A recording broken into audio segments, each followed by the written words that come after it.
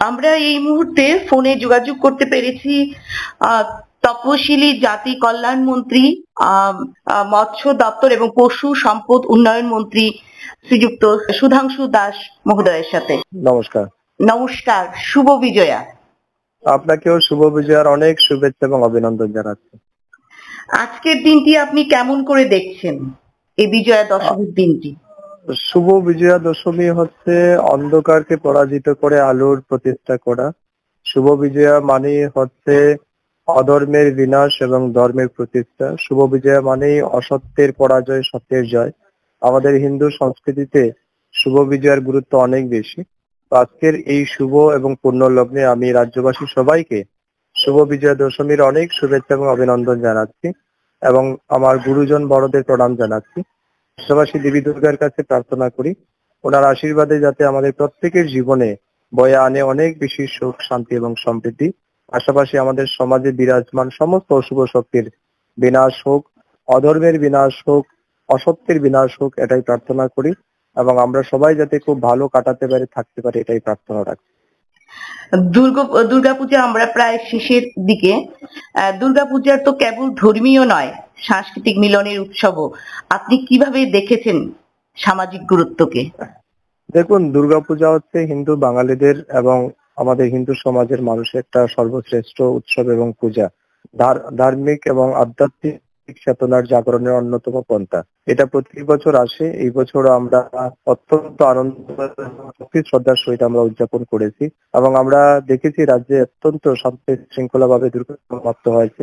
আজ বিষাদের সুর ইতিমধ্যে আমাদের হৃদয়ে বাজছে। আমরা যদিও বাকি বিদায় দিতে চাইছি না, তবুও বিদায় দিতেই হবে, এটা নিয়ম। কারণ মা আবার কৈলাসে ফিরে যাবেন, আবারও আমাদের একটি বছরের প্রতীক্ষায় থাকতে হবে। আগামী বছর নিশ্চয়ই দেবী আমাদের মধ্যে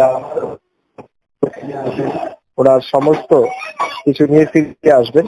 তো আমার এটাই প্রার্থনা থাকবে আমাদের সমস্ত হিন্দু সনাতন ধর্মাবলম্বী মানুষের জীবনে আধ্যাত্মিক চেতনা জাগ্রত হোক, সনাতন ধর্মের জয় হোক, অধর্মের বিনাশ হোক, এটাই আমার প্রার্থনা থাকবে। বর্তমান যুব সমাজের কাছে আমার প্রার্থনা থাকবে হিন্দু ধর্মের যে মহত্ব গুরুত্ব রয়েছে এগুলিকে আমাদের এগিয়ে নিয়ে যেতে হবে। আমাদের আমাদের ঐতিহ্য, আমাদের মানুষের সামনে তুলে ধরতে হবে এবং এগুলিকে প্রতিষ্ঠিত করতে হবে। আপনার এরিয়া তো ফটিকছড়াতে ছিলেন আপনি, আমি ভুল বলিনি? ফটিকরায়ে ছিলেন এবং ফটিকরায়ের যে ক্ষুদ্র ব্যবসায়ীরা বা মেলা খাবার দোকান, তাদের জন্য সরকারি প্রশাসনের পক্ষ থেকে কোনো ধরনের সহযোগিতা কি ছিল না? মানে কিভাবে চলছিল এই পুজো? দেখুন, আমাদের ফটিকরা হচ্ছে গ্রামীণ এলাকা। এখানে প্রত্যেক গ্রামে 5টা 7টা করে ছোট ছোট দুর্গাপূজা হয়েছে।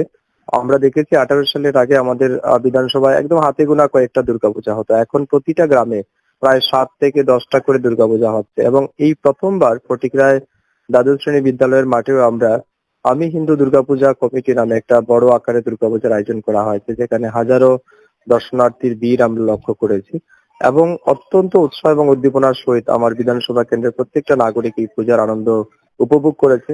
প্রশাসনও যথেষ্ট সহযোগিতা করেছে এবং সরকারের পক্ষ থেকে যে রকমের সহযোগিতা প্রয়োজন সব রকমের সহযোগিতা আমরা চেষ্টা করেছি মানুষের কাছে পৌঁছে দেওয়ার। এবং এখন পর্যন্ত আমাদের বিধানসভা তথা রাজ্যের মানুষ কিন্তু শান্তি সম্প্রীতির মধ্যে দিয়ে অনুষ্ঠানটা সম্পন্ন করতে পেরেছে। তার জন্য আমি নিঃসন্দেহে রাজ্যের মাননীয় মুখ্যমন্ত্রী এবং রাজ্য প্রশাসনকে অনেক ধন্যবাদ জানাচ্ছি।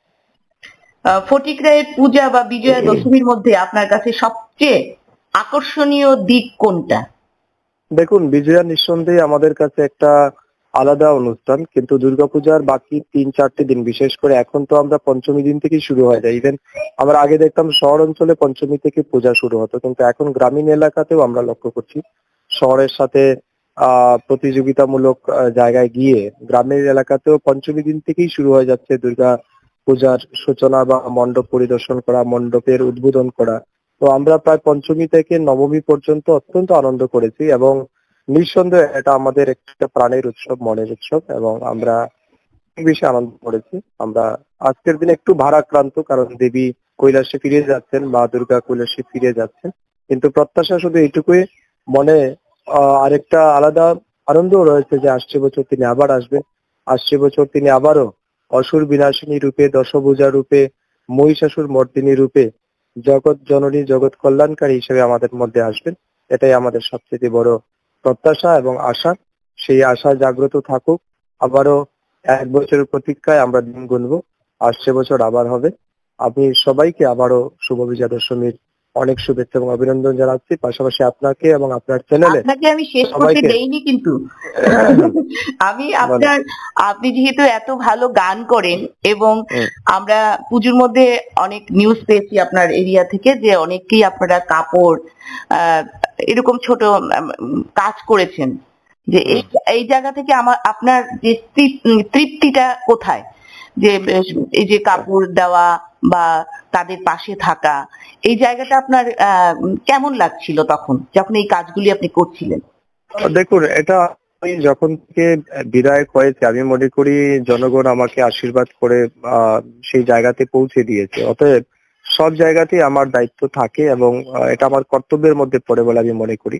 তাই সব মানুষকে তো দেওয়া সম্ভব হয় না, তবু আমি আমার সাধ্য মতো যতটুকু পারি প্রতি বছর চেষ্টা করি। কিন্তু আমি দেখেছি 2018 সাল থেকে আমি শুরু করেছি, এটা প্রতি বছরই সংখ্যাটা বাড়ছে এবং বিশেষ করে আমার বিধানসভা কেন্দ্রের কিছুটা আর্থিকভাবে দুর্বল মানুষ যারা আছেন তাদের একটা প্রত্যাশাও থাকে আমার প্রতি। 1 মাস আগে থেকে অনেক গ্রামের লোক বলা শুরু করে দেয়, মন্ত্রী মহোদয় বা বিধায়ক মহোদয় কবে কাপড় বিলি করবেন, কবে শুরু হবে, কারণ এটা একটা কনভেনশন হয়ে গেছে আমার বিধানসভাতে।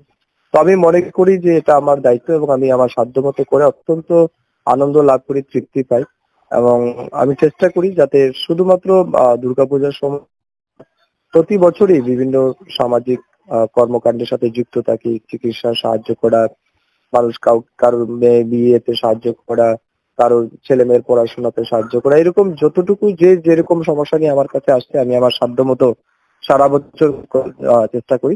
তবে দুর্গাপূজার সময় একটু বাল্ক পরিমাণে বা বিশেষ করে সমস্ত গ্রাম পঞ্চায়েতের লোককে দেওয়ার চেষ্টা করি। এই বছরও প্রায় প্রতিটা গ্রামেরই 150, 200, 300 করে এক একটা বুথ এলাকায়, পাড়া এলাকায় আমরা দিয়েছি। তো চেষ্টা চলছে, নিশ্চয়ই সেই জনকল্যাণমূলক কর্মকাণ্ড আগামী দিনেও জারি থাকবে। আপনাকে অসংখ্য ধন্যবাদ এবং বিটিভি ত্রিপুরার পরিবারের পক্ষ থেকে আপনাকে শুভ বিজয়ের অনেক শুভেচ্ছা। কিন্তু শেষ করার আগে দুটো লাইন আপনার শুনতে চাইবো, আপনি এত ভালো গান করেন, আপনার গানে শেষ করবো আজকে। নিশ্চয়ই আমরা ফোন ইন লাইনে গান করব না, কারণ গান করার জন্য আপনাকে আলাদা অনুষ্ঠান করতে হবে। একটি লাইন আলাদা অনুষ্ঠান করবেন বলুন, আপনার কাছে যেই লাইন মানে গানের ভান্ডার রয়েছে আজকের এই দশমীর দিনেও তো আমরা শুনতে চাই, যে মায়ের বিদায় তো নয়, আমরা বলি যে মা বিদায় তো হয় না মায়ের, মা আমাদের সঙ্গেই থাকেন। তো সেই একটা লাইন মনে পড়ছে যেটা এই মুহূর্তে আমার, अभी ना जाओ छोड़ कर ये दिल अभी भरा नहीं, अभी ना जाओ छोड़ कर, अभी ना जाओ छोड़ कर ये दिल भरा নেই। ঠিক আমাদের হৃদয় এখনো সম্পূর্ণভাবে ভরেনি, কিন্তু এটা প্রকৃতির নিয়ম, দশমীতে দেবীকে বিদায় দিতেই হবে। আবারও আসছে বছর আবার হবে। আপনাকে, আপনার বিটিভি চ্যানেলের সবাইকে, রাজ্যবাসীর সবাইকে আমার হৃদয়ের গভীর থেকে পুনর্বার শুভ বিজয়া দশমীর অনেক অনেক শুভেচ্ছা এবং অভিনন্দন। শুভ বিজয় আপনাকেও আমাদের পরিবার বিটিভি ত্রিপুরা পরিবারের পক্ষ থেকে।